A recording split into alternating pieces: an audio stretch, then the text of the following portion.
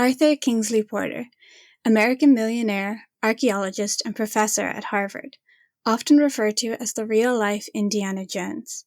In 1933, he went missing on the island of Inishbofin on Ireland. This led to a historical inquest, the first of its kind to be held without a body. The inquest concluded that Kingsley Porter had tragically fallen to his death on the island. However, locals believe otherwise. They believe that Kingsley Porter snuck away in the middle of the night to begin a new life elsewhere. But what reason would this rich, successful professor have to throw it all away on the Irish Atlantic coast to begin a new life elsewhere? This is The Resurrectionists.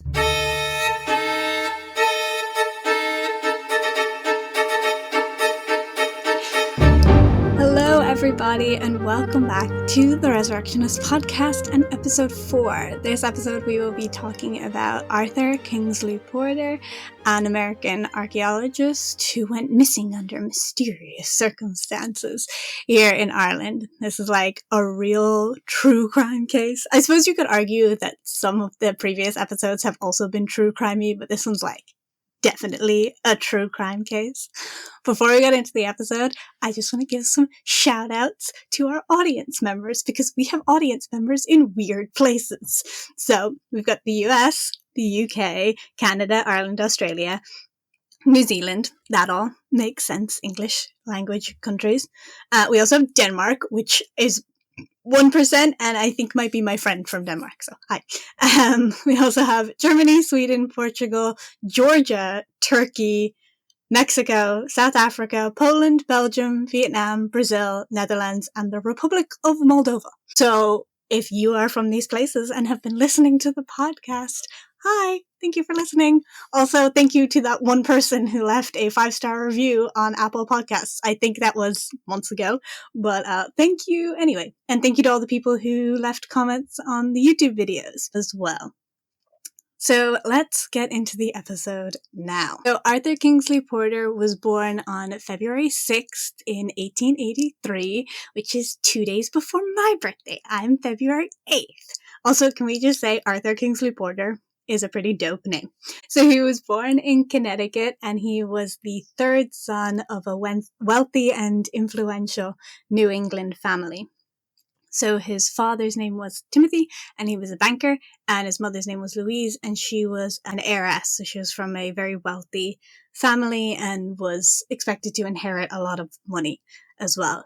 And Arthur was the youngest son and the last born as well. So from all the accounts I've read and the letters that have been written between the family members, it seems like they were a really loving and close-knit family. There's all these letters back and forth between his parents that are filled with, loving anecdotes. And I think his dad used to write poems to his mom as well. And then there's also letters between Arthur and his parents.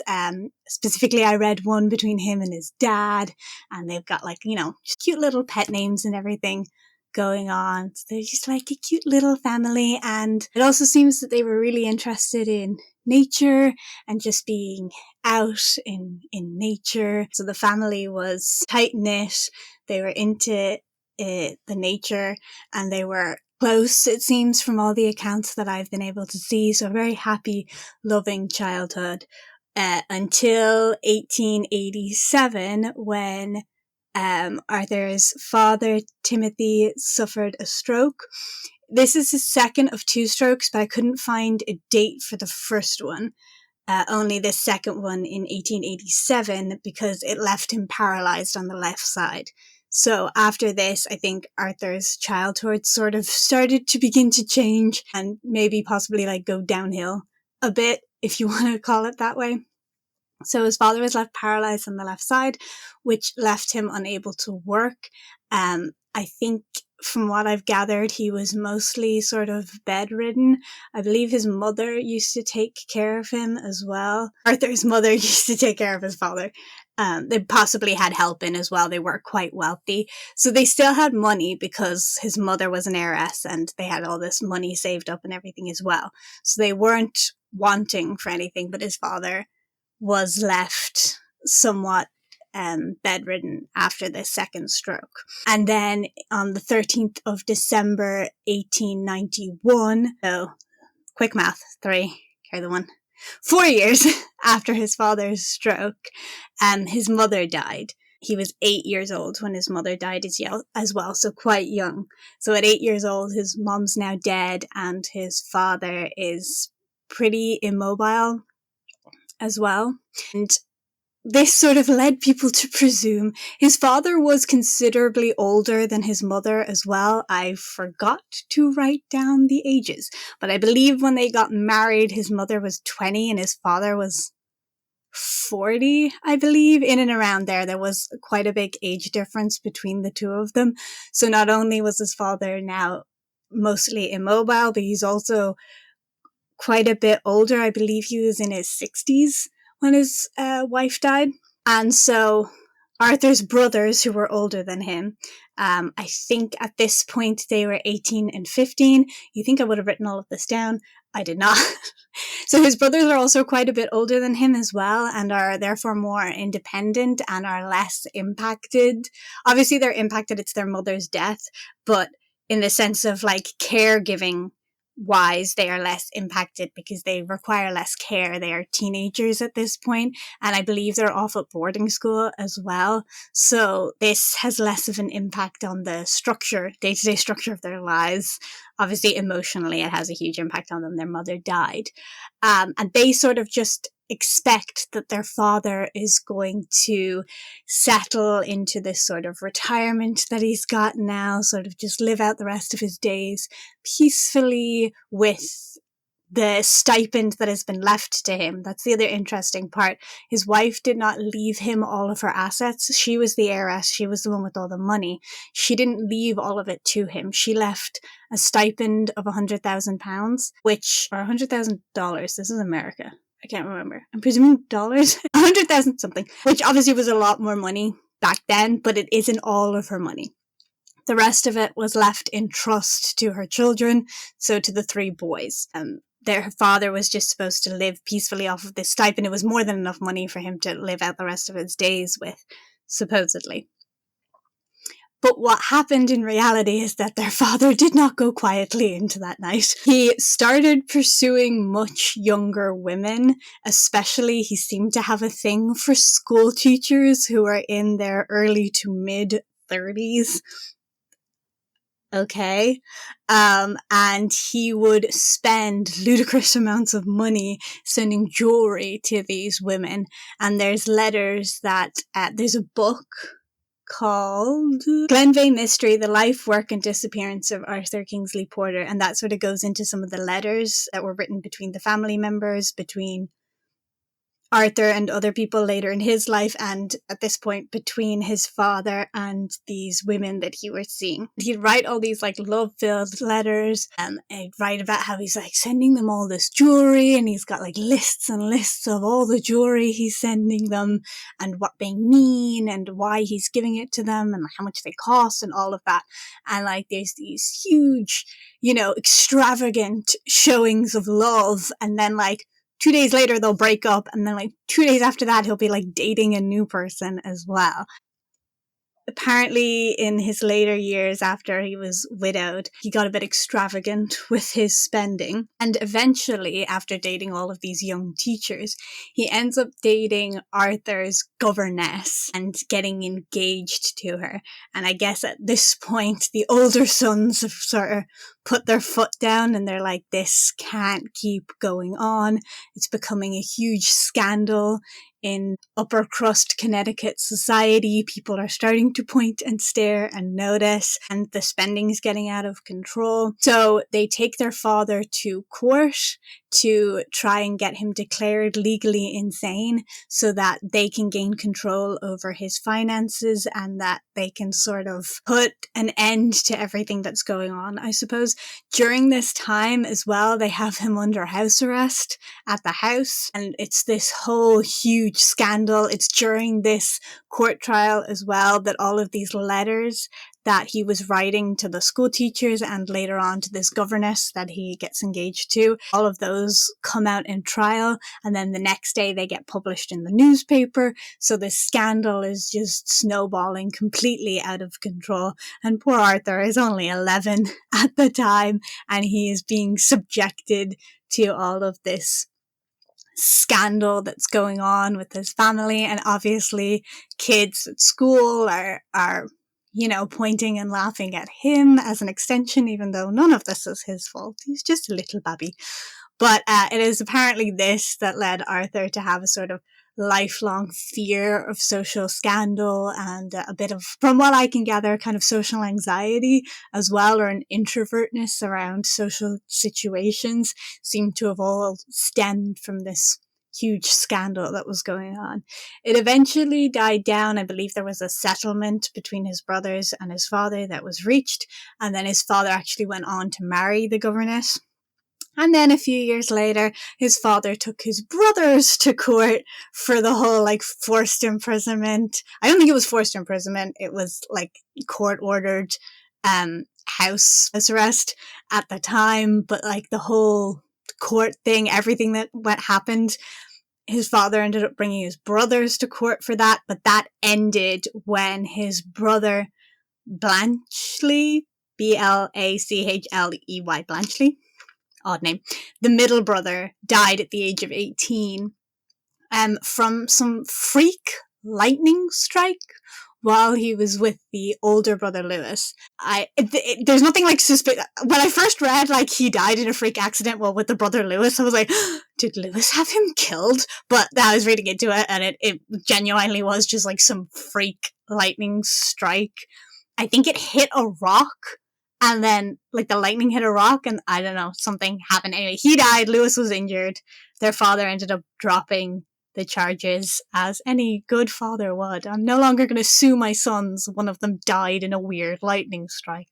So, that's sort of Arthur's childhood, and I think it's important because it kind of helps contextualize what goes on later on in his life as well. So, as he grew up, Arthur Kingsley Porter attended Yale University, like many of the members of his family had before him, and he graduated fourth of his class in 1904 with a bachelor's degree of arts.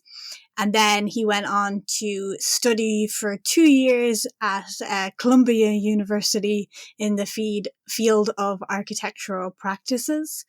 So I believe he originally went to Yale to study law, like many members of his family had before him. But then after a stint in Europe, he sort of fell in love with medieval architecture and archaeology and art history, and so ended up doing a bachelor's degree of arts instead. And that sort of set him up for the rest of his life and what he's well known for outside of his death. So on the outside, it definitely looked like that Arthur had it all together, that he had everything that he was, a sort of a catch, one would say at the time. He had inherited, when his father did eventually die, he inherited millions from him. He was tall, he was well educated, he was very professionally successful as well. So he eventually went on to be a chair of Harvard's art history department and a renowned scholar in Romanesque architecture. He became hugely influential and a major researcher in architecture and history, Romanesque and medieval, I believe, that was his sort of area of research. And so because of this, he was considered to be a great catch. However, he remained single for many years, but he did eventually marry a heiress named Lucy Bryant Wallace on July 1st, 1912 in New York. She was from New York, and so they married in New York. So who is Lucy Bryant Wallace? Well, she studied art history and literature at Yale, and she was one of the first classes that accepted, her class was one of the first ones that accepted women at Yale. After she married Kingsley, he taught her the art of photography, and she used to travel around with him, helping him out with his work, and she would take the photographs of his work for him. And eventually she got very good in the field of photography as well. I actually have this quote here in a letter that Arthur wrote to his brother, I'm presuming Lewis, because his older brother's dead at this point. So this is a letter that Arthur wrote to Lewis in which he states, "Photographs have gone better than before. Lucy runs the camera exclusively now, and does much better with them than I ever did. She has the large camera with 8x10 or 5x7 plates, and also a smaller one which we can carry by hand, which takes 4x5 plates. We are able now to produce all the plates we need, so the photographs are going well. I trust that nothing breaks or gives out, for it is almost impossible to get repairs made." So in the beginning, it was Kingsley taking his photographs, and then Kingsley and Lucy as he taught her how to do it, and then eventually it became Lucy exclusively taking his photographs. And so many of the books and research that he published in his life, the photographs in it, are Lucy's work, and she is remarked in her own right for her photography skills. And I believe that I don't know much about photography or anything like that, but I believe she had some influence in the field of photography as well during her life because of the skills that she picked up working with Kingsley. It kind of seemed like Kingsley and Lucy were kind of a perfect match as well. She was 7 years older than him, and as I said, he was more introverted, but she was more sociable, so they sort of complemented each other well. They shared a love for art and history and art history, and they traveled around Europe together working on Arthur's research. And so that every summer, when Arthur wasn't teaching at Harvard, they would go to Europe, they would go to Italy and Spain, and Ireland became a particular love for them as well. And they would photograph architecture and artifacts and work on Arthur's research together. In one of the books that Arthur published, he wrote this in the dedication: "The foregoing book is published under the name A. Kingsley Porter, but anything in it that may be of value could not have been without Lucy Porter." You can kind of see from this that Arthur and Lucy sort of shared in a lot of Arthur's work, and that Arthur had no problem pointing out his wife's contributions to his work as well. Now, I did see one article that was talking about maybe Lucy didn't get as much credit as she should have for some of the photographs that were taken for his work. I don't know if that was on Arthur's part or just on society's part, because she was the woman and he was the man and the professor and the researcher and whatnot. But there is that, but it does seem as though he is giving her a lot of credit for the work that they did together as well. They owned a mansion in Massachusetts, which is where they lived during the school term while Kingsley was working in Harvard. But they also owned Glenveagh Castle in Donegal in Ireland, and they owned a small cottage on Inishbofin, also in Ireland. So Glenveagh Castle is this huge estate with acres of land in Donegal, and then Inishbofin is this very small rural island off the coast of Ireland, and the cottage there was very small, no electricity. Did electricity exist at this point? I'm going to go off of Downton Abbey and say maybe, but it had very few amenities. Is that the term I'm saying? It's a very rural island. Even these days, I don't think it has many amenities. So like I said, Lucy was the sociable one, and Arthur was more of an introverted one. But Lucy used to host social gatherings and soirees at the mansion in Massachusetts to entertain all of Arthur's Harvard colleagues and stuff, sort of do networking and whatnot. She was kind of in charge of hosting all of that when they were in Massachusetts. And then when they were in Ireland, they were sort of host community gatherings at Glenveagh Castle as well. So as owners of the castle, they would have had tenants on the land, and they used to invite the tenants in for garden parties and stuff like that. And the tenants and the people around Glenveagh actually seem to have really liked the Porters, especially considering that the previous owner of the castle also an American millionaire, like kicked out like 44 tenants. Previously, the locals believed that the castle was kind of cursed after this because he was just like a horrible landlord and they all hated him. So when the Kingsleys came in and sort of opened the house back up to the people and sort of let the people in, and despite being American, sort of integrated into the community, people were more than happy to accept them because they were much better than what they'd had previously, and they were seeming to try to connect with the people around them. That was at Glenveagh. However, from some of the sources I've read, it seems that Lucy was not as fond of Inishbofin. Kingsley seemed to love it there. Like I said, he was really into nature as a child with his family, and Inishbofin's this really rugged rural island.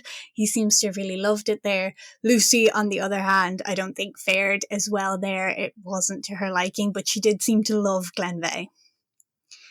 So from all of this, it seems like Lucy and Kingsley have this sort of perfect marriage. They are perfect partners in life and in work.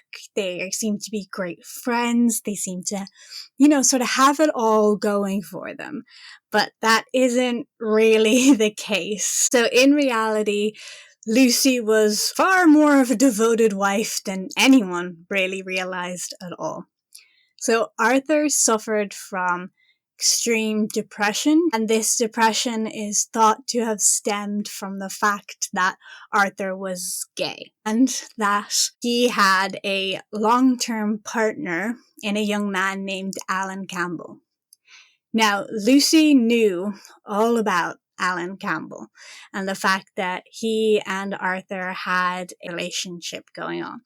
And from the initial sources that I read, newspaper articles and the like, modern newspaper articles and the like, people sort of write about their story as if Arthur and Lucy were like the best of friends, and like she sort of acted as a beard for him while he had this relationship with Alan. And if that were the case, that, I'm all down for that. This is like the 1910s, 1920s, where like a woman not getting married and a man not getting married, like as they get older, would have been seen as weird and like socially scandalous, and like people would have started questioning things. So if it was the case of like they both got married because of social pressures, but they were actually just the best of friends, and Lucy used to like travel all around Europe with Kingsley working on his work while he was with his boyfriend, and they were all just like this cute little like family of three, like I would be totally fine with that. Like, you know what? That sounds like a perfect life. You go, Lucy. That sounds great. Traveling around the world with your gay millionaire BFF and his boyfriend.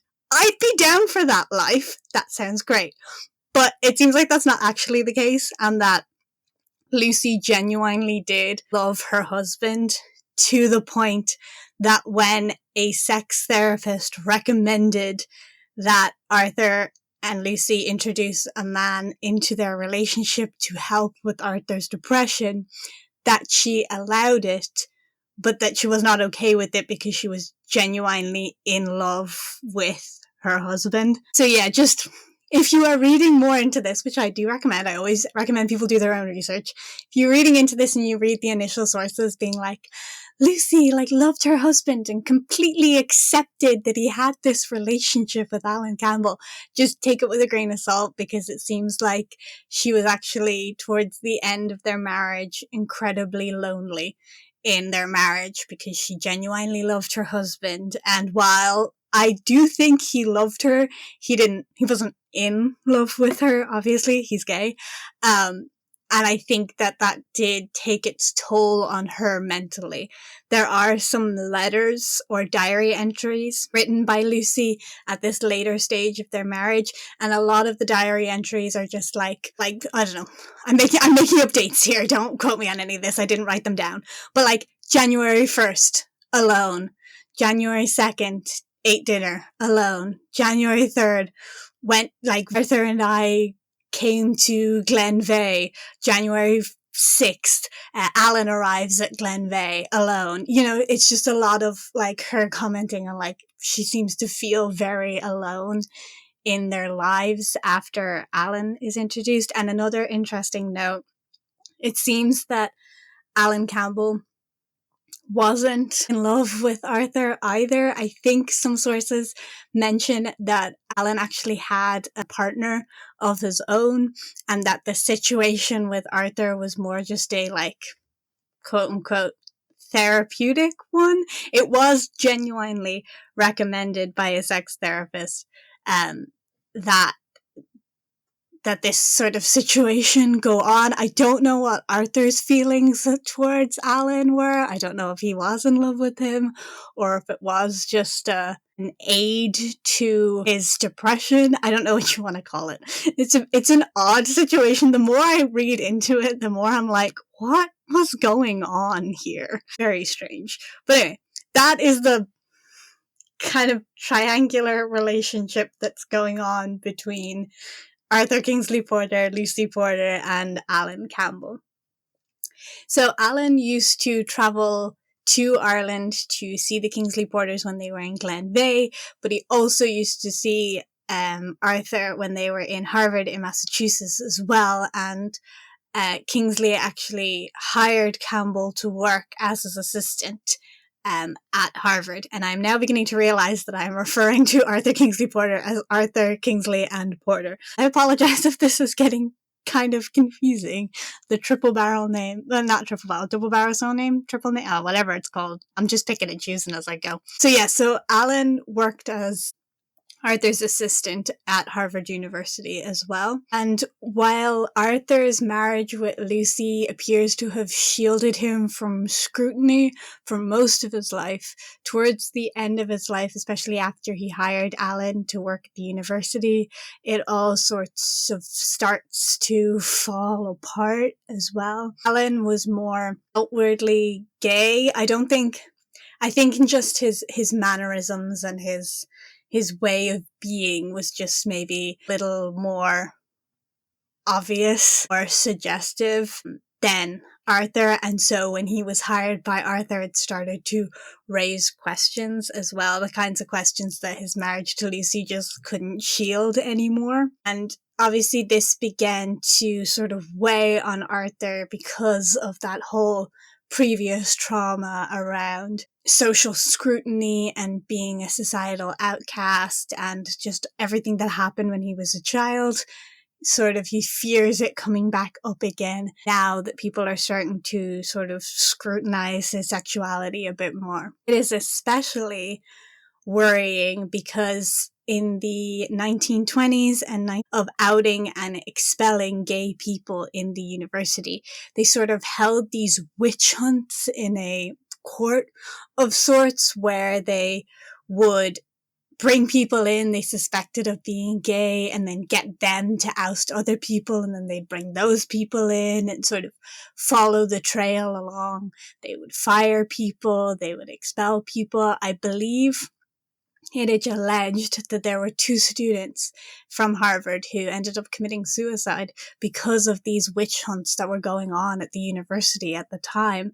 And so obviously, not only is Arthur worried about the social scandal that'll come from being outed, but he's also worried about what it'll do for his career if he's outed as well, because Harvard will probably fire him if they find out about this. So that leads us to 1933, where everything sort of starts to come to a head.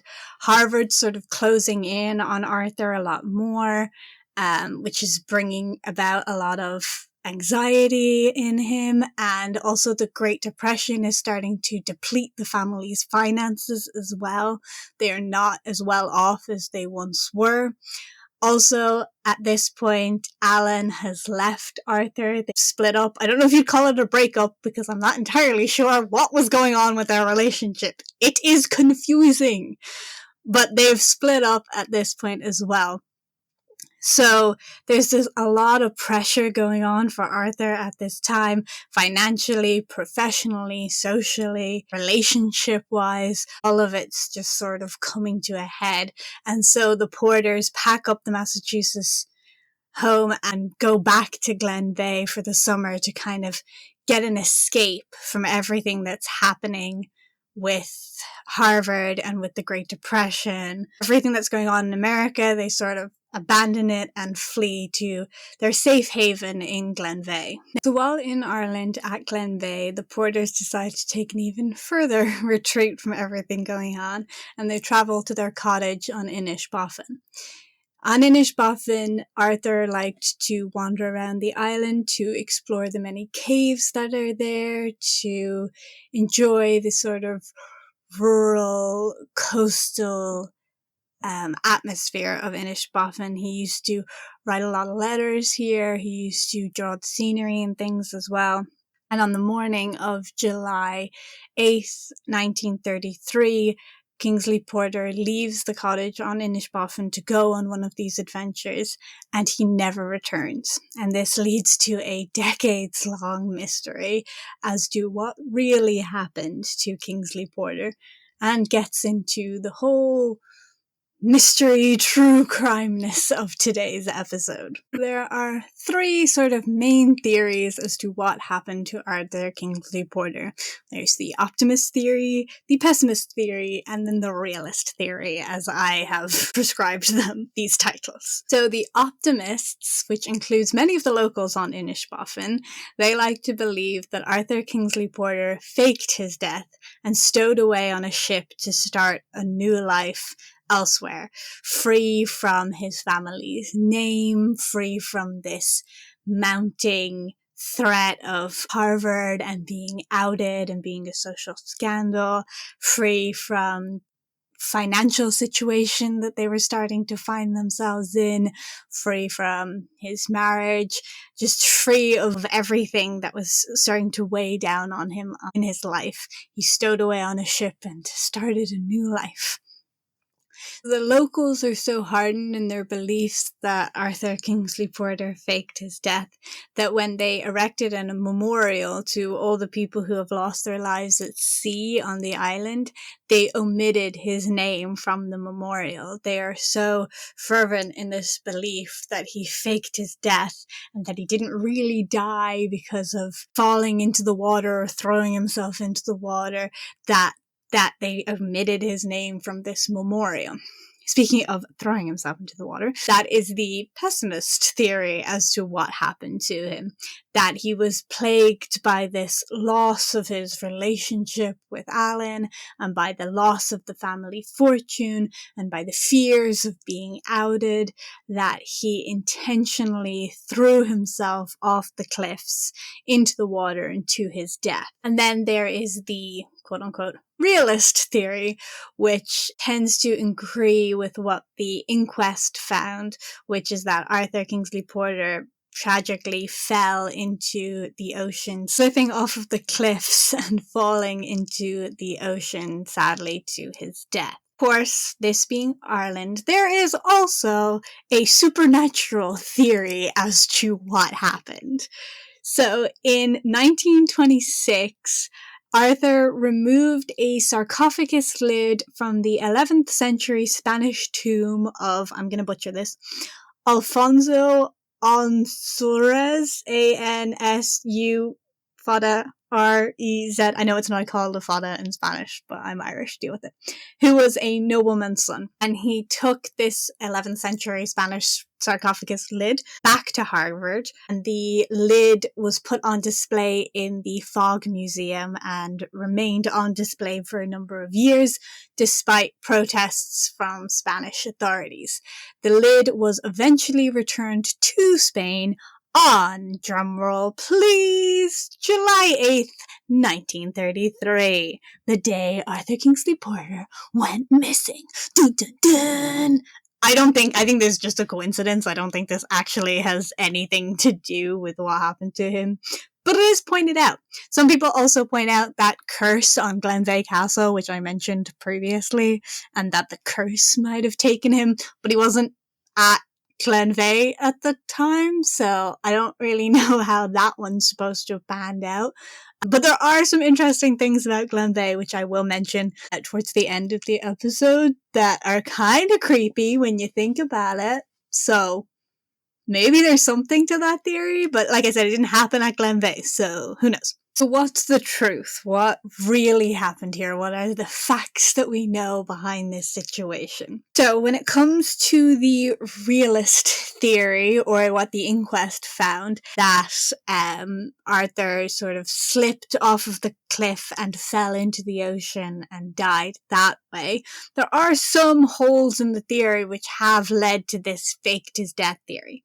So first and foremost being that the cliffs are not this sort of sharp, steep cliffs that you might be thinking of, or that are on the thumbnail of this if you're watching it on YouTube. Sorry, that was clickbait. So these cliffs are actually a lot more gently sloping, and it's kind of difficult to see how someone would have slipped off of them and fallen into the water and not been able to get them out.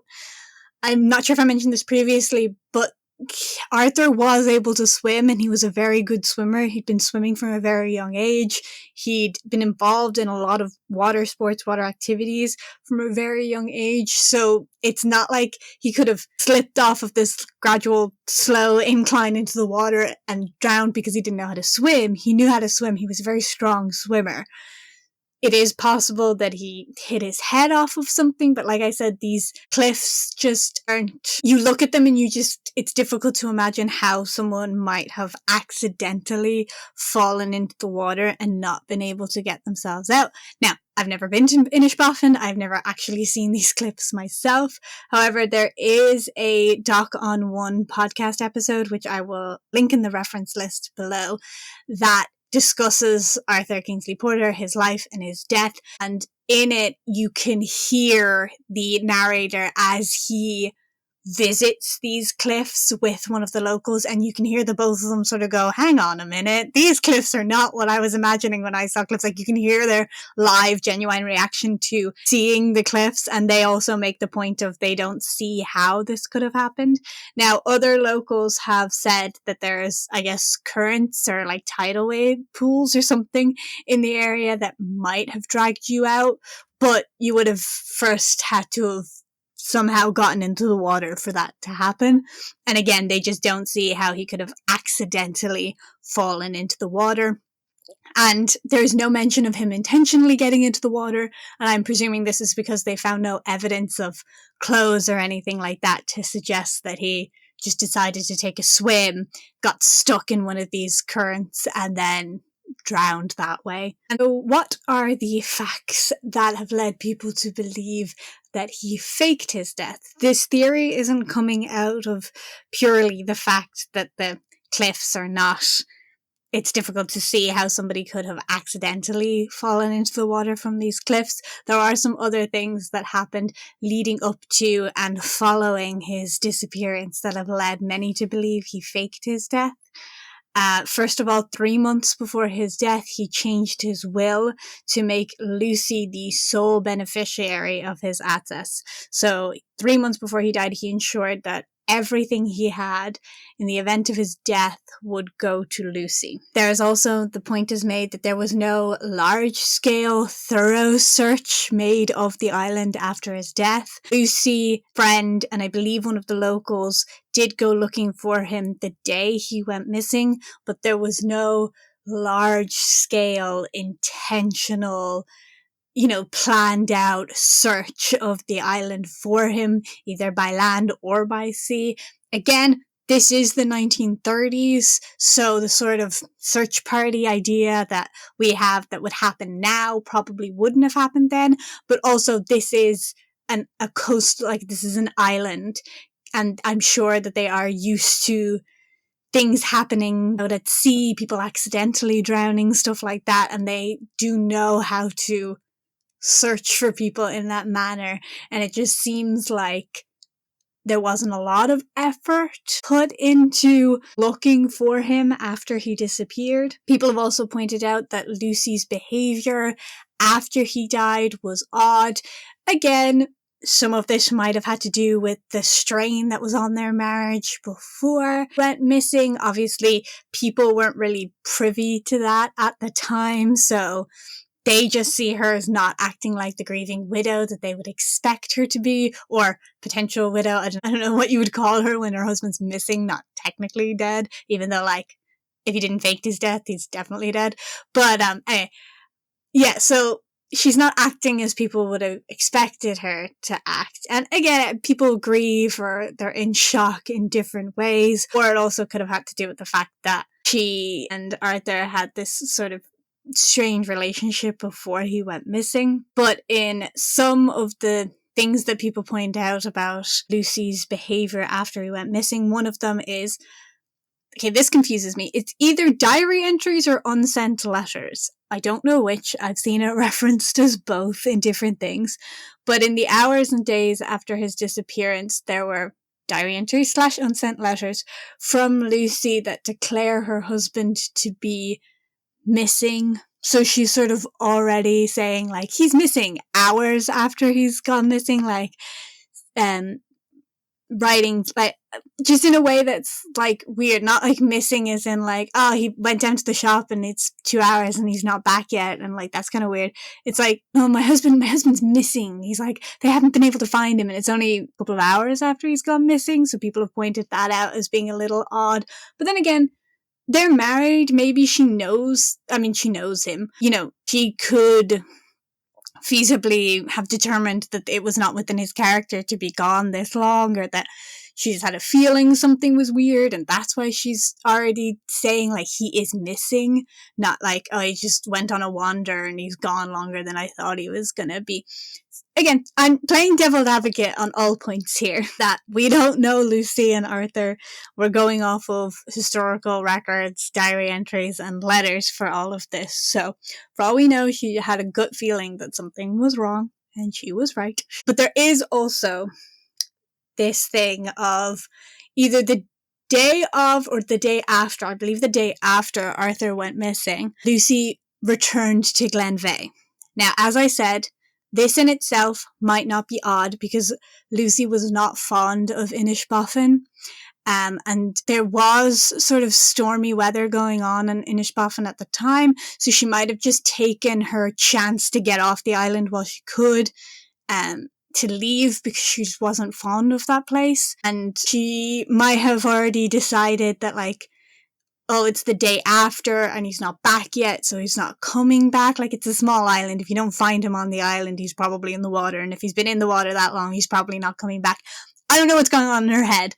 I'm just pointing out that she did return to Glenveagh very soon after he went missing.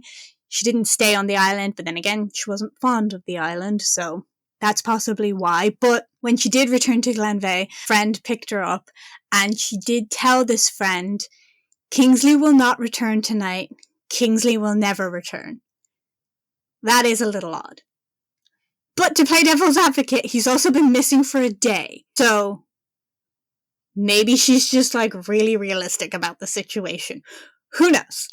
Like I said, small island, much water. If you're on the island, you'd probably find him. If you're in the water, probably won't find him. Definitely dead. Who knows? I'm just saying. It is a weird thing to say, but maybe she's just being really realistic about the situation here. Who knows? So, the inquest into his death. Obviously, an inquest had to be held because there was no body, and they kind of had to determine if he was dead or missing or faked his death or what happened to him. So, I said in the intro that it was the first in Irish history to be held without a body. That's not entirely certain. It was probably the first in Ireland to be held without a body, but, you know, historical records. They're sketchy at the best of time. So at the inquest, Lucy stated that she believed that he slipped and fell into the water and drowned. And then this is kind of what the inquest ended up agreeing with, that he just slipped and fell into the water and drowned. It is noted, however, that she seemed unfazed and detached at the inquest. But like I said, everybody grieves differently and everybody reacts to tragedy and loss differently. And their relationship towards the end was maybe not the best. So it could be completely genuine and normal for her to react this way, but people have pointed it out and have had as one of the suggestions as to why they believe he may have faked his death. It is also to note, she did actually lie at the inquest, in a manner of speaking. She did say that they had a happy life together and a happy marriage, and when you read her diary entries and stuff, all of her, how lonely she sort of was towards the end of their marriage, it is kind of like, okay, maybe they weren't unhappy in their marriage, but I doubt you'd also call it a happy marriage. There is proof that she was not being entirely truthful in the inquest, but that doesn't mean that she was lying about what she thinks happened to Arthur either. I'm just arguing all points here. So the verdict that the inquest came to was death by misadventure. So they did determine that Arthur Kingsley Porter was dead and that he had died by a tragic accident where he slipped and fell into the water and drowned. However, it should be noted that at no point in the inquest was any mention made of his depression, so that was never taken into account, and it may or may not have skewed people to believe that he intentionally went into the water and drowned. We'll never know because it wasn't mentioned and therefore couldn't have been taken into account in this verdict. And we do know from the inquest that there was mention made of a mysterious boat that left the island around the same time that Arthur went missing as well. And it's this boat that many people believe is the one he ended up boarding and sailing off into a new life. So this is kind of all that we know about Arthur Kingsley Porter's mysterious death. I'd be interested to know what you guys think. Do you think that he had a tragic accident and drowned? Do you think he intentionally drowned? Do you think he faked his death and started a new life? Do you think the evil fairies came after him for this, stealing the sarcophagus lid? I don't know. I feel like people have done worse things to definitely more cursed items and come out alright. So it is a little weird that the two things happen on the same day. Who knows? Maybe it's the Glenveagh curse. On the topic of the Glenveagh curse, in the years that followed Arthur's death, Lucy did return to Glenveagh Castle numerous times.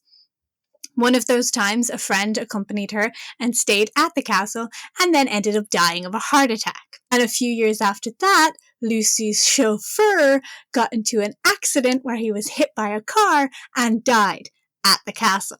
So there are weird, creepy things going on at the castle. It is possibly cursed, but like I said, he wasn't at the castle when he died, so maybe the curse does not transfer. Who knows? Because, I mean, Lucy was fine for years, and she lived at the castle, so curse? No curse? Weird sarcophagus curse? Castle curse? Many curses. Which is the curse? Who knows? So that is the story of Arthur Kingsley Porter. I don't know which version I believe. I kind of want to believe that he faked his own death and started a new life one, but as his great nephew points out in a podcast episode I was listening to, that is also kind of a tragedy because he was this acclaimed archaeologist and art historian, and he had all of this research to his name and all this great academic and professional accomplishments. And if he did fake his death, then he had to throw all of that away and leave it behind, and he could never go back into that life even under an assumed name because, you know, it would just be easier for people to find him then, I guess, or, you know, kind of defeat the purpose, I suppose, of faking your death. So he did fake his death and start a new life. He had to throw away all these great accomplishments of his life to do so, which is kind of tragic. But I believe his great nephew does believe he faked his death as well, which is interesting. Obviously, he was not alive when Arthur Kingsley Porter was alive, so that's based purely off of like family legend and lore. But it is interesting to note that a member of his family thinks he faked his death. I think, I don't know, you could believe the suicide theory as well.